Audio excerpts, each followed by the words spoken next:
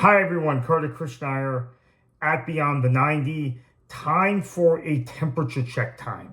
Let's take a look at what's happening in the USL Championship, talk about some trends, what maybe I like, what I don't like that I'm seeing so far in this season. Now that we are at the end of May, it's a Jägermeister Cup weekend, so those matches don't count in the league standings. Those count in the Cup group stage table. So let's focus on what we like and don't like so far in the league. Now, obviously, Charleston Battery setting the pace.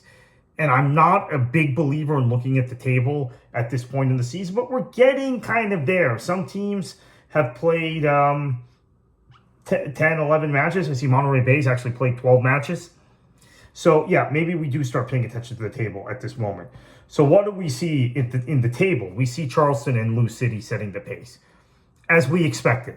Top two teams, I think we knew they'd be the top two teams in the league. In the regular season, there seems to be a tendency of the Western Conference to win the championship because they win playoff matches against Eastern Conference teams, where they win in pennants, as Phoenix did against Charleston a few seasons ago, or Orange County when they beat Tampa Bay in the final. They just shut up shop, right? They score the one goal and shut up shop. Whatever the case, I think we felt like Charleston and Lou City would be the two best sides. Charleston, though, I think is particularly intriguing, and the outstanding John Morrissey, who's one of the best in the business, he stole my thunder because I was planning on making this video talking a little bit about Ben Perman and Charleston's tactical shift. Well, he's written a whole article about that. He beat me to it by about 2 days. I think about 2 days ago he wrote an article about Ben Perman realizing that their team was a little different this season. They had lost Nick Markanich. Juan Torres has to be kind of the focal point, and Jose Landry is a different type of attacking right back than Mark Segbers, who started for most of last season. So you've seen, and then obviously, as I've talked about repeatedly, and my colleague on the Florida Soccer Report, James Knowles, has talked about, we don't really look at Cal Jennings as a pure number 9. We think of him as more of a guy that can come off the wing, that can combine. So you see him and MB Dyers playing off of one another up top, and you see Juan Torres playing as a player that can play wide or can play as a 10. And really, Charleston, to me, so impressive because, as I said, they've changed their tactics to adjust to their team. And the thing that I would look at with this squad, pulling up the Charleston squad now, and what's really been impressive to me is, well, my computer's not complying, but the thing that's been impressive to me about Charleston's squad is there are a lot of guys that I thought were going to play a pretty big role this season that are kind of, they're kind of on the outside looking in. So Douglas Martinez gets signed from Indy. I thought he was going to be a key guy. Haven't seen anything from him. Jackson Conway has become redundant in this team. He hasn't done a whole lot for me. I mentioned Mark Segbers earlier, a guy that I know and have covered and really felt like was going to be a key this season. So hats off to Charleston. Kind of a sluggish start. They lost to Lou City in the opener, but they've really turned it on since then. Now, in terms of Lou City, I think that they're just going about their business. They've been very efficient. For me, Taylor Davila has been the best player in the league this season. I think by some distance, actually. Maybe Juan Torres, aforementioned Juan Torres, and Wilmer Cabrera Jr., who we're going to get to. Maybe they are the competitors. I really like how Philip Goodrum has fit into this Lou City team. And I think that is a real key when we talk about Lou City, because if you ask me, one of the difficulties in being Lou City, unlike some other clubs in USL, is that you're constantly getting poached of players. And you're not just getting poached by clubs in USL, you're getting poached by bigger time clubs in Europe, clubs in the MLS. So that's something that I think to me speaks really highly, that they brought Phil Goodrum in. He has, I think, done a really outstanding job in terms of being a guy that is fitting into their team. And they met a release clause price last year for Tulsa. I assumed it was based on last season, but I think, in fact, it's been based on this season. Loudoun United have been very good. The only match I think they played poorly in all season was the match I was at against Miami FC, where they were just not at the races that day. But I think when we talk about this side, we're talking about a team that is playing with a lot of confidence going forward. Florian Valo, a player I'm very familiar with, is having kind of a renaissance season, and Abakura, a young player who maybe they're going to have a hard time holding on to, is been out of sight, out of mind. I thought the idea that you're playing Tommy McCabe at times on the back line was going to limit your ability to link up in midfield, but it actually seems to have been okay. And now he stepped back into midfield, right? They figured that out with a new signing. Really good so far from Ryan Martin's team, holding it together with all the adversity, all the off-the-field problems. So I give them a lot of credit. Now, I want to talk about El Paso and Andy Cabrera, who we talked about a minute ago. Romo Cabrera, the coach's son, Andres Cabrera. He has been fantastic playing for his father this season. And he isn't just the goals he's scoring. He's opening up space for other guys.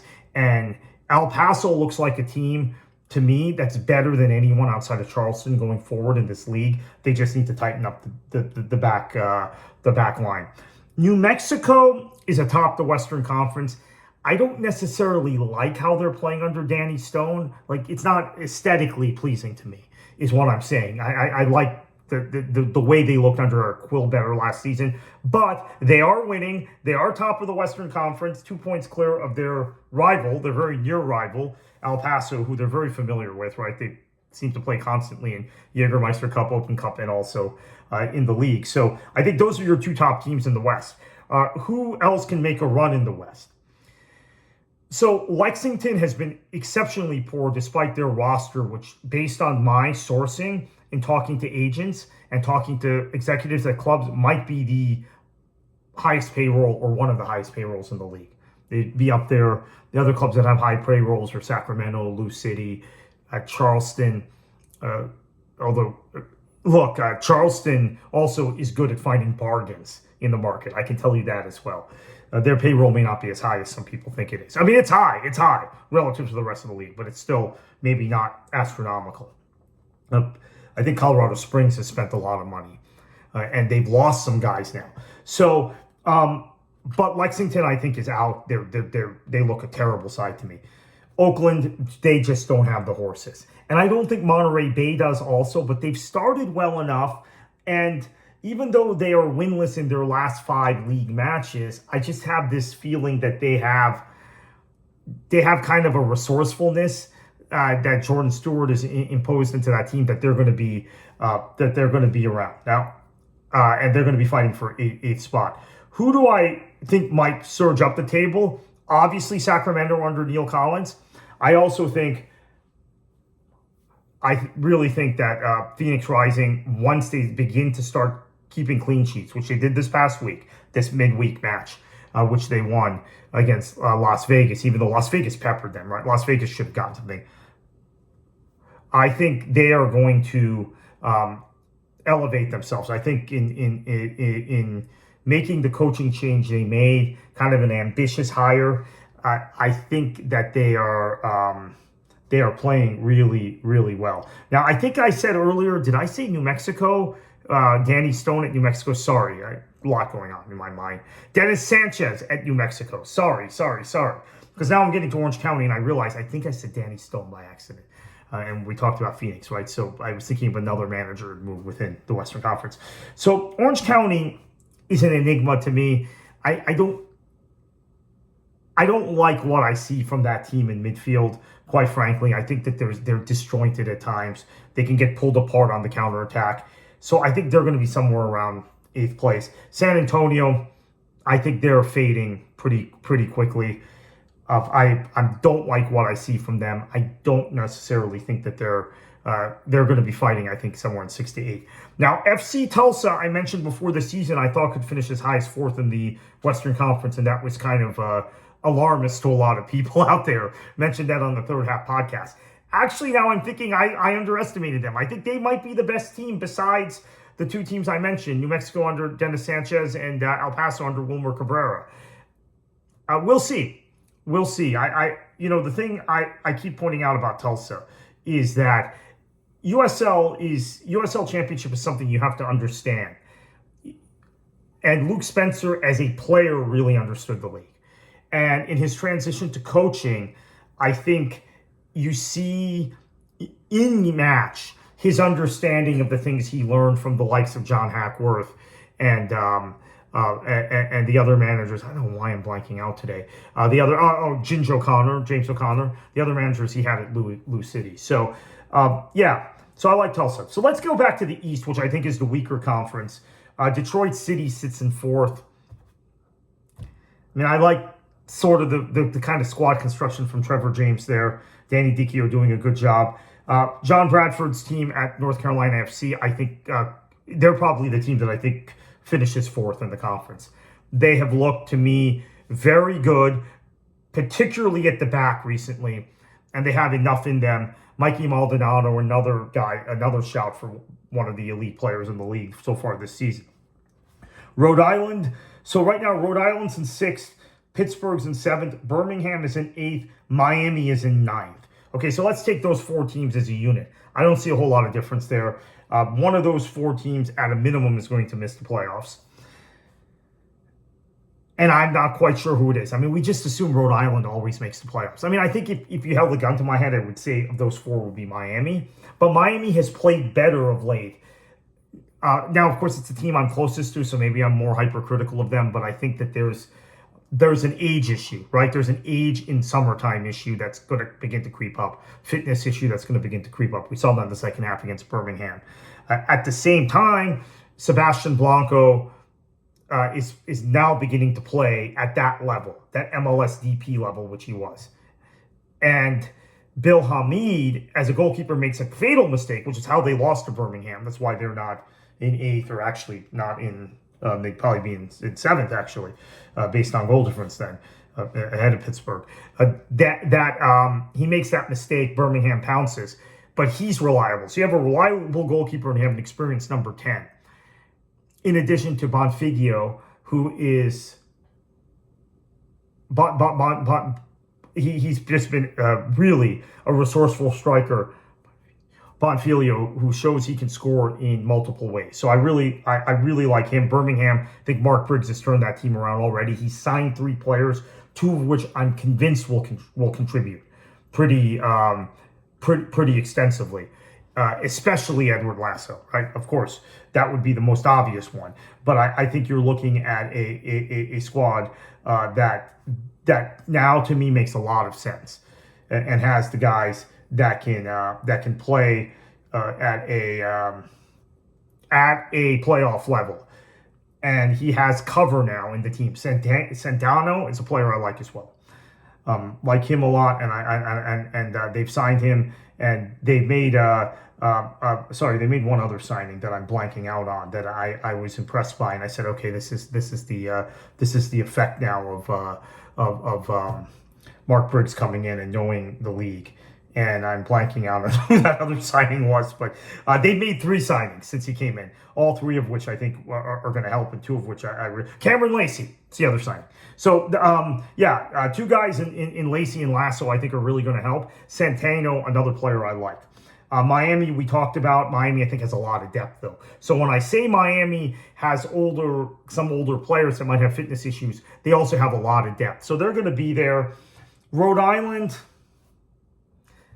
Actually, if I'm going on the surface of on kind of judging based on play this season, I leave Rhode Island out of those 4. I put Miami in, but I'm just assuming Rhode Island's going to get going like they did last season. So it could come down to Miami and Birmingham, unless Indy 11 gets going, which I don't see any signs that they're going to get going. I think that they have a lot of problems right now. Now, granted, one result can change everything. We're so early in the season. Hartford. Brendan Burke's doing the best he can with the squad he has. I think they're going to continue to fight through the season. They're not going to make it, though. And that leaves us with one team that I've spent more time speaking about on Beyond the 90 than all other USL Championship teams combined. So if you want my commentary on the Tampa Bay Rowdies, who right now are the worst team in the league, celebrating their 50th anniversary season, in a season I picked them, and this shows what a fool I can be at times. That's why I don't believe everything you hear out of my mouth. I picked them to finish third in the Eastern Conference. And I'm telling you right now, they are the worst team in the league. And I don't think it's particularly close. I think the other team that's really poor in the league right now is Lexington. And we saw on the evidence of those two teams facing off against each other that Lexington suddenly looked better than they had looked in 2 months. Although it was a draw. Tampa Bay got a draw in that match. But there were so many problems with the Rowdies. I've made probably a video longer than this video ranting about all their problems after they lost to Rhode Island 3-0 at home. I've made several commentaries about them after they lost to Charleston at home, after they lost to Orlando City in quite frankly, probably the most embarrassing match in the 50 years of the Tampa Bay Rowdies club. To lose to your arch rival in that fashion in a cup match at home. And you know what? 5-0 was kind of a generous scoreline considering how that game felt. It felt like it was... I don't even know. I can't name a scoreline. 8-0, 10-0. That's what it felt like. So Tampa Bay, one thing I'll say is maybe when Lewis Hilton comes back, he's been hurt apparently, although he keeps being named to the squad. When Hilton comes back, maybe they've got, with him and Crisostomo, two really high-quality central midfielders that can play together. And we know how good Hilton is. And maybe in Steve Coleman's system, he'll be asked to do less than the wear and tear he put on in Robbie Nielsen's system in that 3-4-3 last season. Now, up top, Tampa Bay has a problem. Losing Cal Jennings, Manu Arteaga just has not been the same. Rubens Passius is very hit or miss. When he's good, he's good.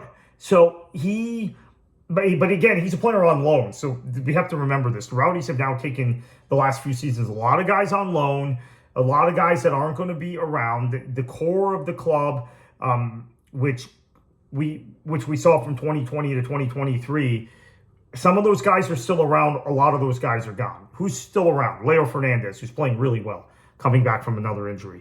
Hilton, we talked about. Forrest Lasso is coming back off an injury, who's playing fairly well. Aaron Guillen, who has been one of the worst players in the league this season. I kid you not. And he's the captain, and he's the guy you really rely on. And Lawrence Wyke, who's come back after a year in Phoenix, who has been, if anything, even worse than Guillen. They're just not getting those sorts of performances, and that core has decayed and aged. And very injury prone. Now, I still would say they have in Crisostomo and Bodley, two players I consider at the high end for their positions in the USL Championship, beyond that aging core I talked about. So, and two younger players, two guys. Well, Crisostomo is in his prime right now. He's at the prime age.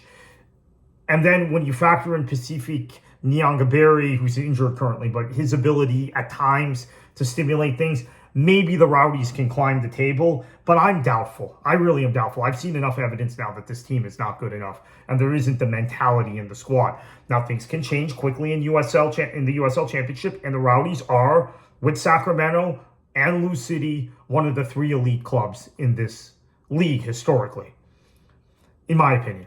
But Lou City nor Sacramento have ever had a season like this, so I have to maybe reconsider my analysis about the Rowdies as a club if this continues. So that's where we are in the USL Championship. Kind of quick thoughts about tactical trends. I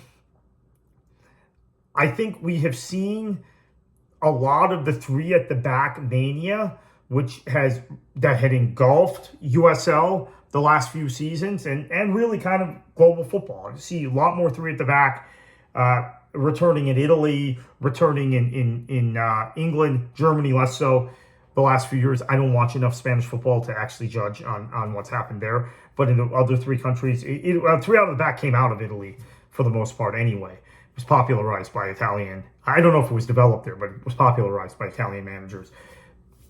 I think it may have run its course in the USL Championship. We're seeing more and more teams play go back to 4 at the back, playing with oftentimes 4 midfielders, playing a traditional 4-4-2 and playing with a 10. And the reemergence of the 10 to me is sort of interesting because I think these things go in cycles, right? Tactics go in cycles. But there had just been a feeling like the 10 was not a flexible enough position in an era where we're high pressing and keeping the shape and defense is very important. And I still tend to think that to an extent. But what I'm seeing in USL is there's a lot more emphasis this season on less emphasis on shape. And truthfully, like shape in possession and out of possession, which has always been a thing, right? It's often always different, but we're seeing more of an emphasis on that. The shape looking very different out of possession than in possession. And I think in terms of the midfields, you're seeing there's a flexibility in a 4-4-2 with your midfielders that they can do different things in that 4-4-2, whether you're playing in a diamond or you're playing some other variation, a 4-4-2 box, or you're just playing some sort of fluid 4-4-2, that there's flexibility there, and putting a 10 or a 9.5, whatever you want to call them, behind a 9 gives you some more options. We're also seeing a lot of teams continue to play in a 4-2-3-1. It's been a popular formation since Pep Guardiola popularized it at Barcelona 15 or more years ago now. So that's happening as well. Not seeing as much really defensive soccer, defensive football in the USL Championship this year. We're seeing more stretched matches. We're seeing more open matches. That's good from an entertainment standpoint. I also think that was very bad for the clubs in the league when they went into US Open Cup and they were playing MLS clubs that could beat them, that would beat them for pace, beat them for athleticism, beat them for technical quality, although that one is a little closer, right, than the other two I mentioned. But if you're playing in kind of a more attacking manner, or your DNA is to play that way and pull up in certain positions, you lose possession against teams with better pace than you, better quality, and more quality finishers, and maybe more tactical understanding, then you get undone. And the Open Cup results for the USL Championship were the worst for a second division league since I've been involved in the sport. In the 20 years I've been involved in the sport, this is the worst second division league. There was one year the second division was not in the US Open Cup. NASL was not in the US Open Cup, was suspended from the Open Cup due to provisional sanctioning. The third division USL Pro League did better in their results against MLS that season than the second division USL Championship this season. So it was really a bad year for Open Cup. What do I read into that? Not much. There were some really humiliating things like the Tampa Bay Orlando game I mentioned, but a lot of those matches were close. And generally the ball bounces kind of 50-50 historically in those sorts of very close USL versus MLS matches. This season, with the exception of Pittsburgh beating New York City FC, they all went the other way. Indy 11 lost in penalties. They were unfortunate not to win in regular time. Rhode Island were really, really, really unlucky against New England. And El Paso, I thought, should have had a stone-cold pen at the end of that match. They'd made that. Now, it would have been a pressure pen, although I think Andy Cabrera is the guy that probably would have stepped up and taken it. They could have equalized with Austin and gone to extra time. Anything happens in extra time. So there were... Charleston took DC United to extra time. They were the better team in the first 90 minutes, in my opinion. Obviously, North Carolina-Charlotte was a very even game also until they got to extra time. So the ball just didn't bounce the USL Championship's way. That having been said, just as an advocate for grassroots soccer, lower division soccer, non-MLS soccer, it was a very, very, very depressing few days. And it was a few days, and maybe this is me being too dialed in with this stuff and maybe basing too much of my life around these things. But I will be honest, this is crazy, but it was the most depressed I had been since my father passed 2 years ago, was the performances of those USL Championship clubs, those 2 days. because you have certain expectations, and you know everything you put into covering this league and just lower divisions in general. It's not about USL. It's about USL, NPSL, NISA, League for Clubs, everybody, UPSL. What you put into these leagues and advocating for grassroots soccer in a hostile atmosphere most of the time, where MLS proponents are just really difficult to communicate with, and they push back on everything. It was really a devastating few nights. So I took a few days off after that. I've kind of refreshed, and I'm back. So those are my assessments. Maybe we'll do another one of these long ones at the end of July or mid-July as the season progresses. For all your information, beyondthe90.net. And please listen to the Third Half podcast with Jonathan Starling and myself. Each week we do hour plus on the USL Championship. And maybe we'll get too in the weeds like I did just now. But if you geek out on this stuff, you'll love it.